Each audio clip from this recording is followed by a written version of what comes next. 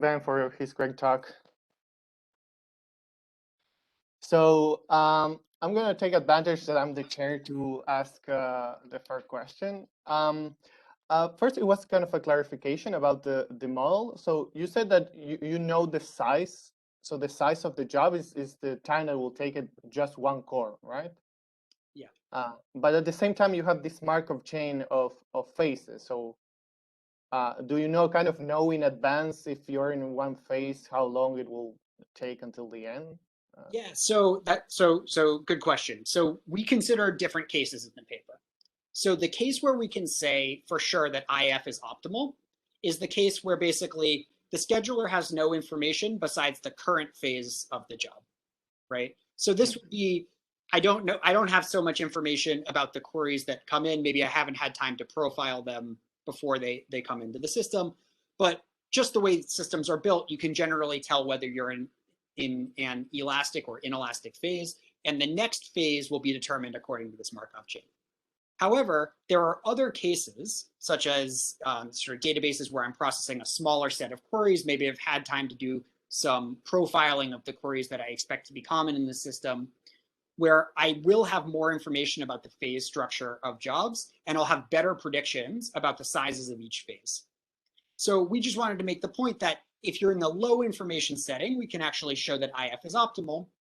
And if you're in the high information setting, IF might not be optimal, but a sort of generalization that does this IF SRPT performs well in practice. Right.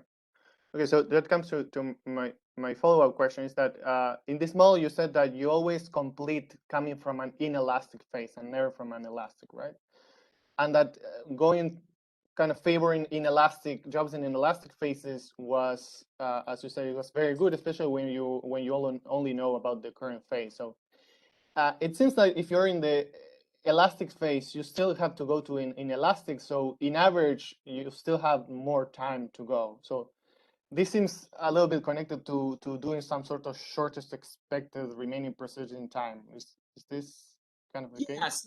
Yeah. Right. So there are two effects here, as I sort of described in the talk, and in the low information case, these two effects are aligned. So you get, if you're deferring parallelizable work, you have the added benefit that you're working on jobs with shorter expected remaining sizes, and so you don't have to sort of weigh those effects against one another. But what's interesting is that when we look at the trace-driven simulations, we have queries that end in elastic phases.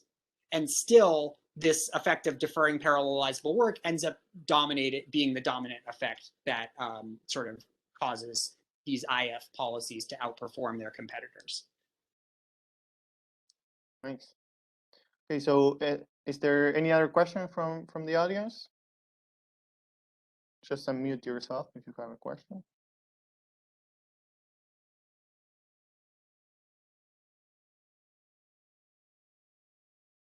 Okay, if not, let's thanks Ben again. And now we'll move on